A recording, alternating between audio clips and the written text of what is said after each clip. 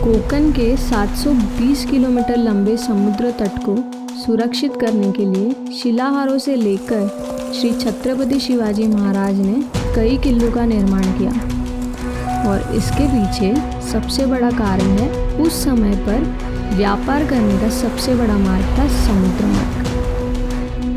युद्ध में लगने वाले कई प्रकार के शस्त्रों की इस इलाके से आयात होती थी।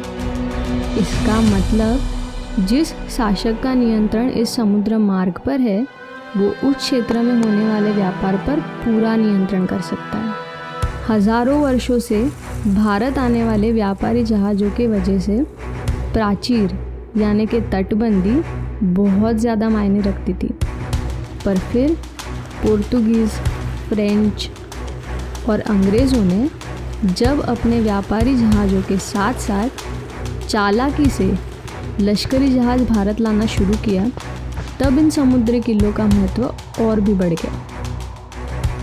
आज के इस वीडियो में हम देखने वाले हैं ऐसे ही एक ऐतिहासिक किले को जिसका नाम है जयगढ़।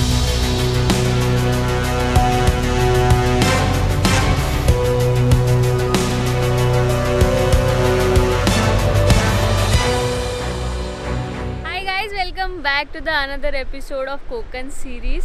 हम निकल चुके हैं जयगढ़ फोर्ट जाने के लिए और जयगढ़ फोर्ट का रास्ता बहुत ज़्यादा सीनिक होने वाला है। पूरा कोस्टल रोड से हम जाने वाले हैं और ऐसे ही खूबसूरत बीचेस हमें रास्ते में लगने वाले हैं। हम अभी रुके हैं मालगुंड बीच पे, जो गणपतिपुरे से थोड़ा सा ही आगे आता है। रत्नागिरी से लगभग 45 किलोमीटर और गणपतिपुरे से केवल 20 किलोमीटर की दूरी पर बसता है गाँव जयगढ़, जहाँ शास्त्री नदी आकर अरबी समंदर को मिलती है। उसी के मुख पर बनाया गया है ये जयगढ़ किला। यहाँ आने का रास्ता बहुत ही ज़्यादा खूबसूरत है। पर हाँ, अगर आप गुहागर की तरफ से आ रहे हो तो आपको तवसड़ इस जगह से फेरी कर यहाँ पहुँचना होगा। जयगढ़ किले में प्रवेश करते ही आपका स्वागत होता है दो प्रचंड मजबूत बुरुजों से। और किले की सुरक्षा को बढ़ाने के लिए इस हिस्से पर बनाया गया था खंदक यानी कि खाई। इसके अंदर पानी रहता रहेगा ऐसा मेरे को लगता है, और मतलब सो दैट कोई भी डायरेक्टली अंदर एंटर नहीं कर सकता वॉल चढ़ के। और जब गेट भी रहेगा ना तो गेट का जो दरवाजा है ना वैसे गिरता रहेगा, तो वो कंटिन्यूस रहेगा ये, और वो ऐसा ब्रिज जैसा फॉर्म होता रहेगा, फिर लोग अंदर जाते रहेंगे सो दैट कोई भी इजीली अंदर नहीं जा पाए, इसलिए ऐसा खड्डा खोदा रहेगा। और काफ़ी सारे फोर्ट्स में मतलब मैंने पढ़ा है ऐसा था कि पानी रखते थे और पानी के अंदर ऐसा क्रोकोडाइल्स वगैरह भी रख देते थे सो दैट एनिमीज डायरेक्टली अंदर नहीं आ पाए वैसा। मुख्य द्वार के पहले आपको दाईं ओर देखने मिल रहा है ये चोर दरवाज़ा, जो सीधे सीधे आपको लेकर जाता है जयगढ़ बंदरगाह की तरफ। तो मैं अभी जस्ट चोर दरवाजे से अंदर आई और उसके एंड में मुझे ये स्टेयरकेस मिला है। तो ये स्टेयरकेस डायरेक्टली जाता है समंदर की तरफ। इस किले में मुख्य द्वार की रचना आपको गौमुखी देखने मिलती है, जिसका मतलब जब आप बाहर से देखोगे तो सीधे सीधे आपको मुख्य द्वार नहीं दिखेगा। इस प्रकार के मुख्य द्वार की रचना शत्रु को गुमराह करने के लिए की जाती थी। चलिए अब अंदर चलकर इस भव्य किले को देखते हैं। ये किले का मुख्य द्वार बहुत ही बुलंद है और इसे हाल ही में रिस्टोर किया गया है। प्रवेश करते ही आपको पहले किले की रक्षा करने वाले सिपाहियों के बरामदे देखने मिलते हैं, जिसे मराठी में कहा जाता है देवड़िया। किले के अंदर एक छोटा सा गणपति बप्पा का मंदिर बनाया उन्होंने, और ये मंदिर जो है वो कोकनी घर होते हैं उसके स्ट्रक्चर के हिसाब से उन्होंने बनाया है। तो किले को देखने की शुरुआत हम गणपति बप्पा के दर्शन लेके करते हैं।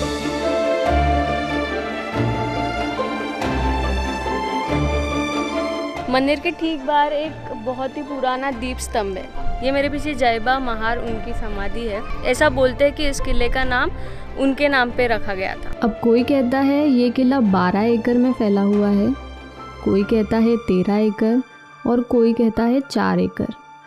तो पूरे यकीन के साथ तो मैं इसका क्षेत्रफल आपको नहीं बता सकती, पर आप में से किसी के पास इसकी सही जानकारी हो तो कमेंट सेक्शन में ज़रूर बताइए। इस किले के अंदर की जो इमारतें हैं वो अभी सही स्थिति में नहीं है, पर जो किले के चारों ओर दीवारें बांधी जाती है उसकी सुरक्षा के लिए, जिसे हम फोर्टिफिकेशन बोलते हैं, वो अभी भी बरकरार है। जयगढ़ किले का निर्माण किया गया था 16वीं शतक में बीजापुरी वंश द्वारा और फिर 1578 से 80 के बीच संगमेश्वर के नाइक ने बीजापुर वंश को लड़ाई में मात देकर ये किला हासिल कर लिया। फिर 1695 में ये किला सौंपा गया मराठा नौसेना के अध्यक्ष सरखेल कान्होजी आंग्रे को और फिर पेशवाई के अस्त के बाद 1818 में बिना किसी लड़ाई और संघर्ष के अंग्रेज़ों ने इस पर कब्जा कर लिया। जो तटबंदी है, मतलब जो फोर्टिफिकेशन है, उससे चलकर जा रहे हैं और यहाँ पे व्यू बहुत अच्छा है। साउथ ईस्ट और नॉर्थ की तरफ पूरा समंदर का ही व्यू है। तटबंदी से आपको जयगढ़ आंग्रे बंदर आसानी से दिखाई पड़ता है, जो कि इस किले जितना ही ऐतिहासिक है और आज के समय में भी एक बहुत ही महत्व का बंदर माना जाता है।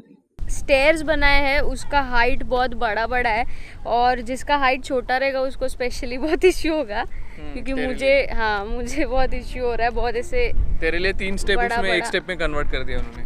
3 स्टेप ज़्यादा हो गया, बट 2 स्टेप के हिसाब से 1 स्टेप है, इतना बड़ा हाइट है उसका। किले पर कुछ इमारतों के अवशेष आपको देखने मिलते हैं, जिन पर दुर्भाग्य से कुछ पेड़ों ने अपनी जड़ें मजबूत कर दी है। इनके संरक्षण के लिए कुछ ठोस कदम उठाना बहुत ज़रूरी है। शायद अब भी कुछ वक्त है हमारे पास हमारी इस धरोहर को बचाने का। इस किले के परिसर में कई सारे ऐसे पेड़ हैं जो अपने पत्ते गिरा देता है फूल को ब्लूम करने के लिए, और इन्हें देख के मुझे एक बात ऐसी याद आई कि अपने इतिहास में इतने महान लोग हो चुके हैं जिन्होंने अपने जीवन का बलिदान दे दिया अपने भविष्य को बनाने के लिए, और ये किले भी उसी का प्रमाण है। इस किले में 2 कुएं हैं मीठे पानी के, वो भी कितना स्ट्रेंज बात है ना, मतलब समंदर के पास होके भी यहाँ पे 2 मीठे पानी के कुएं हैं।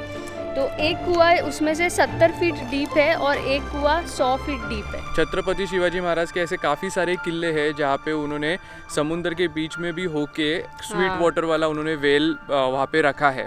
ये किले से एक बात आप अच्छे से समझ पाओगे, वो ये कि किसी भी क्षेत्र पर नियंत्रण करने के लिए आपका व्यापार पर नियंत्रण होना बहुत ज़रूरी है, जो हमारे छत्रपति शिवाजी महाराज भली भांति जानते थे। इसी वजह से उन्होंने समुद्री तट पर काफ़ी किले निर्माण किए और कई किले लड़ाई में जीते।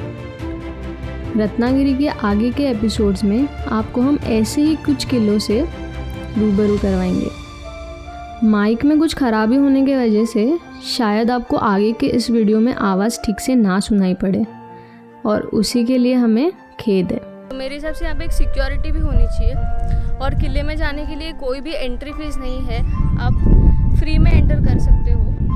और टूरिस्ट यहाँ पे काफ़ी आते हैं। आज तो वीकेंड है, सैटरडे है, तो हमें काफ़ी सारे लोग यहाँ दिख रहे हैं। इस किले के पास ही में जयगढ़ लाइट हाउस है, तो अभी हम जा रहे हैं वहाँ पर। लाइट हाउस का रास्ता JSW के एनर्जी प्लांट से होकर जाता है, तो रास्ते में आप पूरा प्लांट देख सकते हो। और लाइट हाउस के पास में ही महादेव का एक मंदिर है जिसका नाम है करहाटेश्वर टेम्पल। वहाँ से व्यू भी बहुत अच्छा है, तो अगर आप इस साइड में आ रहे हो तो आप वो भी कवर कर सकते हो। ये जयगढ़ लाइट हाउस का गेट है, बट अनफॉर्चुनेटली हम अंदर नहीं देख पाएंगे। कोविड की वजह से उन्होंने बंद रखा हुआ है, किसी को भी एंट्री नहीं है। जयगढ़ लाइट हाउस से बस 5 ही मिनट के अंतर पर है ये लगभग 1200 साल पुराना महादेव मंदिर, जिसका नाम है करहाटेश्वर मंदिर। जब हम मंदिर पहुँचे तब सनसेट होने ही वाला था, इस वजह से हम महादेव के दर्शन नहीं ले पाए। मंदिर की रचना कोलारू है और इसके परिसर में प्राचीन दीप स्तंभ है, जिनके बीच में सूर्य अस्त होते हुए और भी खूबसूरत लग रहा था। इस मंदिर की खासियत है यहाँ का अविश्वसनीय नज़ारा। मंदिर के ठीक नीचे एक नेचुरल स्प्रिंग है जिसे गौमुख गंगा कहा जाता है। अनोखी बात यह है कि इसका पानी समंदर के पास होते हुए भी बहुत मीठा है। यहाँ पर नज़ारा इतना अच्छा था कि ऐसा लग रहा था यहाँ से कहीं नहीं जाए, बस इन लहरों को इन पत्थरों से टकराते हुए सुनते रहे। और ऐसे बेहद ही खूबसूरत तरीके से हमने हमारा आज का दिन अंत किया। आई होप आप सभी ने इस वीडियो को एंजॉय किया रहेगा।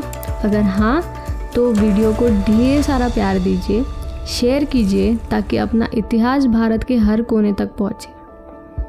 अगले एपिसोड में मिलते हैं। Bye wonders.